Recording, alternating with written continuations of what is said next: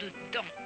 Et ce qui s'est passé récemment, c'est que le service des antiquités égyptiennes, le Haut Comité des antiquités égyptiennes, a réussi à faire coïncider ce morceau de dent retrouvé donc dans les soi-disant restes d'Hatchepsout avec la momie obèse, qui du coup paraît être vraiment la momie d'Hatchepsout.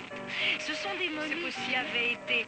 C'est tout à fait possible, puisque ça fait partie des 3 momies que l'on pensait être celles d'Hatchepsout. C'est tout à fait possible, absolument. Mais je voudrais, pour en être sûr, qu'on arrive enfin à l'analyse d'ADN si le scanner n'a pas détruit tout ce qui nous permettrait de faire justement l'analyse d'ADN.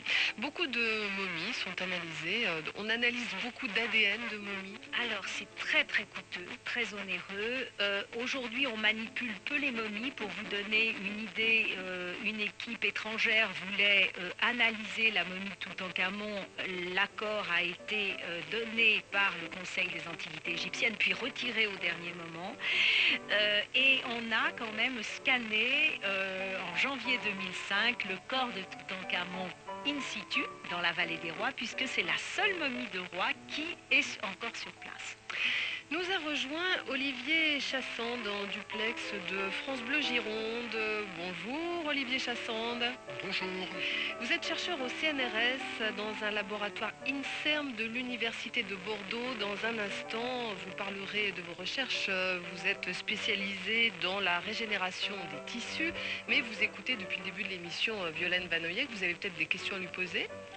Il y a une question qui m'est venue en l'écoutant. J'ai trouvé d'ailleurs ça, tout l'ensemble, tout ce que vous racontez depuis le début, là, tout à fait passionnant.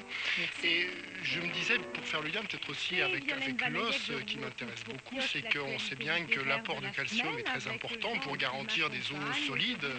Et je me demandais si les Égyptiens consommaient du lait, ou est-ce qu'ils savaient aussi stocker du lait, sous quelle forme, et où est-ce qu'ils trouvaient finalement cette source de calcium. Alors, ils avaient du lait parce qu'ils avaient des vaches et ils avaient également des chèvres. Alors, le lait était considéré dans l'Antiquité, enfin dans l'Antiquité égyptienne, comme une friandise. On en mangeait comme on mangeait des gâteaux. Donc, on n'en buvait malheureusement pas suffisamment souvent.